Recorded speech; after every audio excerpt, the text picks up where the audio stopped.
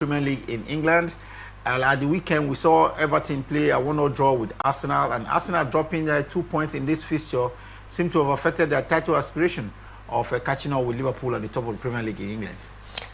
For sure. I think Arsenal, they should have won that game, despite the fact maybe you may say they are having one eye on the Champions League coming up in the midweek, but then you just needed to win the one that is standing before you. Take it one game after the other, but disappointingly, they rested some of their key players in the first half of that fixture. They brought them on in the second half, but it was too late to get the job done.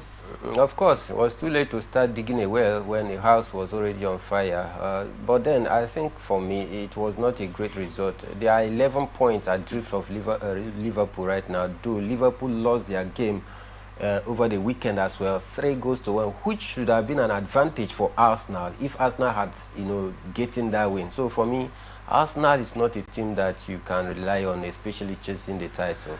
Arsenal dropping 2 points, Liverpool dropping all 3 points in the match against Fulham. Fulham beating them by 3-2. You will be scoring and of course assisting in that fixture for Fulham, and that's how their celebration or their thought of winning with 3 games to go.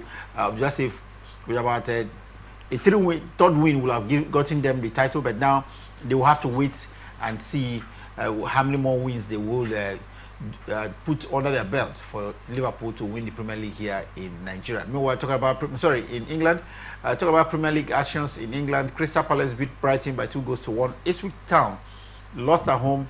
Wolves beating them by 2-1. West Ham played a 2-2 draw with Bournemouth. Aston Villa continued to push for Champions League play by beating Nottingham Forest by 2-1.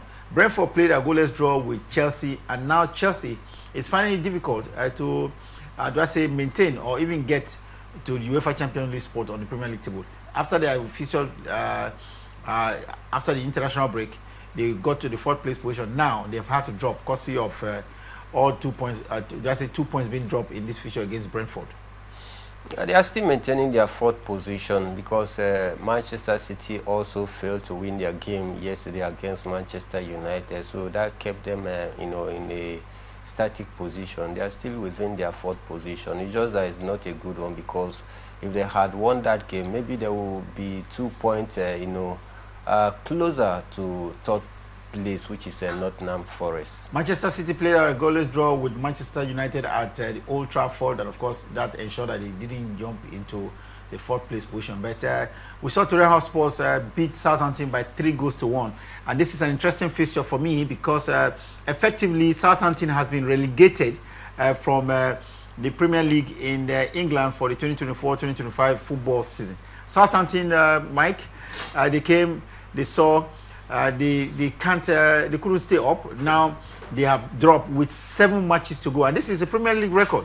No team have been relegated with 7 matches to go. The last we saw was Ipswich Town, I think Derby County, who were relegated with 6 games to go. But now 7 matches to go, and Southampton has earned that dubious record of being relegated with 7 matches to go.